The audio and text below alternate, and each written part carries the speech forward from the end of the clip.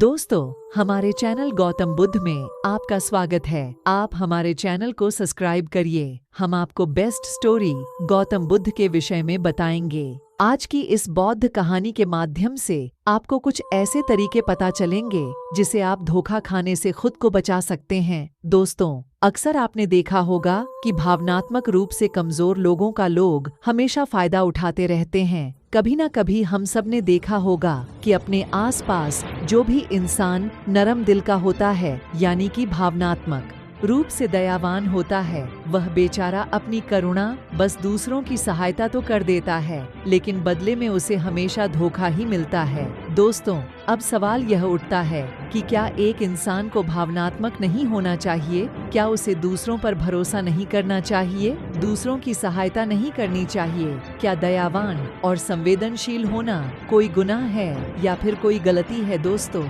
यही इस कहानी के माध्यम से जानेंगे। दोस्तों, बहुत समय पहले की बात है। एक बार एक युवा लड़का जंगल के पेड़ों पर मुक्के मार रहा था। वह बड़े जोर जोर से मुक्के मार रहा था। वह अपने माँ का गुस्सा निकालने की कोशिश कर रहा था। शायद उसको किसी ने धोखा दिया था या फिर उसके साथ बहुत बुरा हुआ था, जिससे वह बहुत ज्यादा परेशान था। उसे कहीं भी शांति नहीं मिल रही थी। वह लगातार उसे पेड़ पर मुक्का मार रहा था, जिससे उसकी उंगलियां लहूलुहान हो चुकी थीं। इस जंगल में एक शीतल पानी का झरना था। वहां पर एक बौद्ध भिक्षु रोज संध्याकाल के समय स्नान करने आया करते थे। यह उनका रोज का नियम था। आज जब वह बौद्ध भिक्षु इस रास्ते से स्नान करने के लिए उसे जंगल में आए, तो उसने उसे लड़के की हालत देखी। वह जोर जोर से चीख रहा था, रो रहा था और लगातार मुक्के मारे जा रहा था। उसे लड़के के आसपास कोई मौजूद नहीं था। इससे उसे युवक की चिंता होने लगी। बौद्ध भिक्षु ने सोचा कि कहीं मैं इसे ऐसे ही छोड़ दूं और कहीं यह आत्महत्या कर ले। तो ऐसे विचार आने के बाद भी वह कुछ नहीं बोले और लगातार उसे युवक की तरफ देखे जा रहे थे। भिक्षु एकदम चुपचाप खड़े हुए थे। उसने युवक से कुछ नहीं बोला, कुछ नहीं कहा, बस वह उसकी लगातार देखता रहा। कुछ देर तक तो युवक ने उसे भिक्षु को नजरअंदाज किया, लेकिन कुछ देर बाद उसे अजीब सा लगने लगा। तब उसने सोचा कि ना तो यह मुझे रोक रहे हैं और ना ही कुछ कह रहे हैं, यह तो बस मुझे देखे जा रहे हैं। इसका क्या मतलब है? बड़ा अजीब आदमी है। ऐसे ही विचार उसे लड़के के मन में उठने लगे थे। जब कुछ देर बाद भी वह भिक्षु कुछ नहीं बोले, तो लड़के ने अचानक से उससे पूछा, मान्यवर, आप अपने रास्ते क्यों नहीं चले जाते? आपको क्या मतलब खड़े हुए मुझे देख क्यों रहे हैं? फिर भिक्षु ने बड़े शांत स्वर में कहा, बेटा, मैं तुम्हें रोक नहीं रहा हूँ, तुमसे कुछ कह नहीं रहा हूँ। तो मुझे तुम्हें क्या परेशानी है? मेरे ही तरह यह पेड़ पौधे, यह पक्षी, ये सब तुम्हें तो देख ही रहे हैं। जब इसे तुम्हें कोई परेशानी नहीं है तो मुझे क्यों परेशानी है? यह सुनकर और लड़का जोर से चीख कर बोला, मुझे सबसे परेशानी है। मैं सबसे नफरत करता हूँ। यहाँ पर सब धोखेबाज, गद्दार होते हैं। कोई किसी का नहीं होता इस दुनिया में। और इस तरह बोलते बोलते वह फूट फूट कर रोने लगा और रोए जा रहा था। और बौद्ध भिक्षु उसे देखे जा रहे थे। वह उसे चुप करने की कोशिश भी नहीं कर रहे थे। यह बात तो उसे लड़के को और ज्यादा अजीब लगी। अब रोना छोड़कर उसे लड़के ने चुप होकर उसे भिक्षु से कहा, बड़े अजीब आदमी है आप। आपके सामने कोई इंसान दुखी है, परेशान है और आप उसे चुप भी नहीं कर सकते हो के मन में बिल्कुल भी संवेदना नहीं है। आपको अपने साधु होने पर लाजमी होना चाहिए। और ऐसे ही न जाने क्या क्या जली कटी बातें वह युवक उसे भिक्षु को सुनने लगा। कुछ देर बाद जब युवक का सारा गुस्सा निकल चुका था, तब भिक्षु ने बड़े ही शांत स्वर में कहा कि आज मैं तुम्हें कंधा दे सकता हूँ, तुम्हारे आंसू पूछ सकता हूँ, लेकिन इससे तुम्हारी समस्या का समाधान नहीं होगा। कुछ देर के लिए तुम्हारा मन बहल जाएगा, बस उसके बाद वही जिंदगी, वही लोग जो तुम्हें आज कंधार देने के लिए भी तुम्हारे पास नहीं है। फिर से तुम इस जिंदगी में लौट जाओगे। कोई तुम्हें धोखा देगा, कोई तुम्हारा फायदा उठाएगी और तुम अपने मन को ऐसे ही तकलीफ पहुंचाने रहोगे। तो आंसू पहुंचने की बजाय तुम्हें मुझसे कुछ ज्ञान की बातें लेनी चाहिए, जिससे तुम्हें जीवन में कोई भी धोखा ना दे सके, तुम्हारी अच्छाई का कोई भी फायदा ना उठा सके। बेटा, याद रखना, आंसू पहुंचने वाले तो तुम्हें बहुत मिल जाएंगे, लेकिन ज्ञान और सही समझ देने वाला कभी कभी कोई इंसान मिलता है। भिक्षु ने उसे बताया कि मैं पास ही के झरने में स्नान करने के लिए जा रहा हूँ वहाँ बाद ही शीतल पानी है। अगर तुम चाहो तो तुम भी मेरे साथ चल सकते हो। यहाँ पर अकेले परेशान होने से अच्छा है कि तुम झरने की शीतल पानी में स्नान करो, जिससे तुम्हारा दिमाग, मन, मस्तिष्क और तुम्हारा शरीर सब कुछ पवित्र हो जाएगा। यह सुनकर वह लड़का उसे भिक्षु के पीछे पीछे चल लिया। जंगल के बीचों बीच रास्ता झरने की तरफ जाता था। जंगल में सन्नाटा छाया हुआ था। उनके पैरों तले सूखे पत्तों की चरमराने की आवाज पूरे जंगल में गूंज रही थी। आज पूर्णिमा की रात थी और आसमान में चांद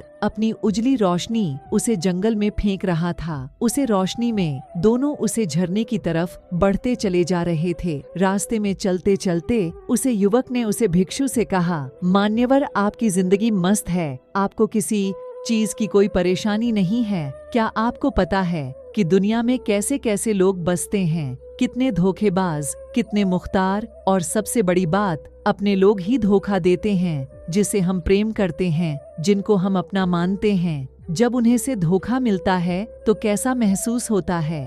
कभी कभी तो ऐसे लगता है कि भोले और दयालु लोगों के लिए यह दुनिया नहीं बनी है, यह सिर्फ धोखेबाजों के लिए है, मैकरों के लिए है। वही यहाँ पर फलते फूलते हैं, वही आनंद से जीते हैं, और हमारे जैसे लोग जो दूसरों की सहायता करते हैं, दूसरों को अपना मानते हैं, वह हमेशा जीवन भर दुहक में रहते हैं। यही जीवन की सत्यता है और यही संसार है जिसमें हमें रोज घट घट कर मारना पड़ता है। आपने सही किया, ऐसी जिंदगी को त्याग दिया, पीछे छोड़ दिया। अब बस अपने में मत, किसी से कोई परेशानी नहीं है, किसी की कोई चिंता नहीं है। मैं भी सोचता हूँ कि मैं भी संन्यास ले लूं, छोड़ दो इस दुनिया को। यह सुनकर उसे भिक्षु ने कहा, बेटा, तुम्हें क्या लगता है सन्यासी जीवन बहुत आसान होता है? भिक्षु ने बड़े शांत स्वर में कहा कि तुम्हें तो 2 वक्त की रोटी तो शांति से मिल जाती है, हमें तो कभी कभी वह भी नसीब नहीं होती। अगर मिल जाए तो हम खा लेते हैं, वरना हमें तो भूखा ही सोना पड़ता है। यही सन्यासी जीवन है, हमें हमेशा नीचे सोना पड़ता है, सिर्फ एक लंगोट में रहना पड़ता है,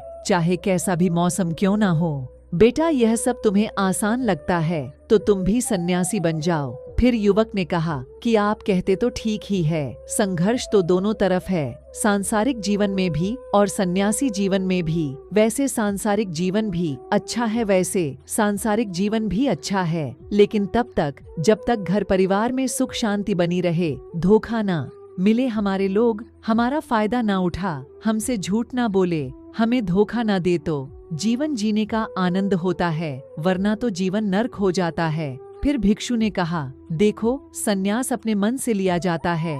जब हमारा मन कहता है कि हमें सन्यास के मार्ग पर सफलता हासिल करनी है, आगे बढ़ाना है, तो ही सन्यासी जीवन सफल हो, पता है। लेकिन तुम अपने घर से परेशान होकर, दूसरे लोगों से परेशान होकर सन्यासी बनना चाहते हो, तो तुम्हारा सन्यासी जीवन भी कभी सफल नहीं होगा। इससे अच्छा तो तुम सांसारिक जीवन में अगर कुछ तरीके, कुछ नियम अपनाओ, तो दूसरे लोग तुम्हें धोखा नहीं दे पाएंगे। सबसे पहले तो यह समझो कि धोखा उन्हें ही मिलता है जो भावनात्मक रूप से कमजोर होते हैं, जिनके दिल जल्दी पिघल जाता है, जो दूसरों को दुख में नहीं देख पाते। ऐसे लोगों के साथ धोखे होने की संभावना ज्यादा होती है, क्योंकि कोई भी आदमी अपनी परेशानी बताकर, अपने को दुख में बात कर तुम्हारा फायदा उठा सकता है। क्या पता वह झूठ बोल रहा हो या वह दुखी होने का नाटक कर रहा हो, लेकिन आपको तो सच ही लगेगा। और उसके बाद कुछ समय बाद आपको पता चलता है कि आपके साथ धोखा हो गया। उसके बाद आपका मन अंदर से टूट जाता है। इसीलिए सबसे पहले इस बात का ध्यान रखना कि किसी भी व्यक्ति को यह एहसास मत होने दो कि तुम भावनात्मक रूप से कमजोर हो, अंदर से तुम्हारा दिल नरम है। अगर उन्हें यह कमजोरी पता चल गई तो वह कोई ना कोई जल रच कर आपका फायदा उठाने की जरूर कोशिश करेंगे। चाहे आप अंदर से संवेदनशील हो, दूसरों की मदद करने वाले हो, लेकिन किसी को एहसास मत होने दो। ऊपर से कठोर बने रहो। जब लोगों को लगेगा यह आदमी कठोर है, तब वह लोग जो झूठ है, मक्कार है, वह आपके पास आएंगे ही नहीं। वह उन्हें चंगे जो उनके आसानी से शिकार होंगे। और दूसरी बात समझने की यह होती है कि हम बहुत जल्दी दूसरों पर विश्वास कर लेते हैं। और हमारा जल्दी विश्वास करने की आदत ही हमें हानि पहुंचती है। 2 दिन तुम्हें किसी से मिले हुए नहीं होते हैं और तुम एक दूसरे के हो जाते हो, एक दूसरे पर पूरा भरोसा करने लग जाते हो और यह भरोसा तीसरे दिन टूट भी जाता है और फिर तुम्हें धोखा मिलता है और फिर तुम परेशान होते हो। इसीलिए समय दो। किसी चीज को, किसी भी रिश्ते को आगे बढ़ाने के लिए समय की जरूरत होती है। समय के साथ तुम्हें सामने वाले इंसान की अच्छाई और बुराई पता चलती है। तब तुम्हें पूर्ण रूप से पता चलता है कि इंसान वास्तव में कैसा है, अच्छा है या बुरा है, और वह कुछ समय देने के बाद ही होता है। इसीलिए जल्दी किसी पर विश्वास मत करो। अपनी पूरी संतुष्टि करना। अगर तुम किसी के साथ लंबे समय तक भरोसा करना चाहते हो या किसी के साथ कोई संबंध बनाना चाहते हो, कोई दोस्ती करना चाहते हो या फिर किसी की मदद करना चाहते हो, तो इन सभी परिस्थितियों में तुम्हें यह जरूर पता होना चाहिए कि दूसरे लोग उसे इंसान के बारे में क्या सोच रखते हैं। इसके बाद तुम जीवन में कभी भी धोखा नहीं खाओगे और तुम्हें कभी भी धोखे की वजह से पछताना नहीं पड़ेगा। इसी तरह की बातें करते हुए भिक्षु और वह लड़का दोनों जंगल से बाहर आ गए और अपने अपने घर को चले गए। आप सभी लोगों को ये कहानी अच्छी लगी हो तो कमेंट सेक्शन में नमो बुद्ध लिखो प्लीज दोस्तों, और चैनल सब्सक्राइब कर देना दोस्तों।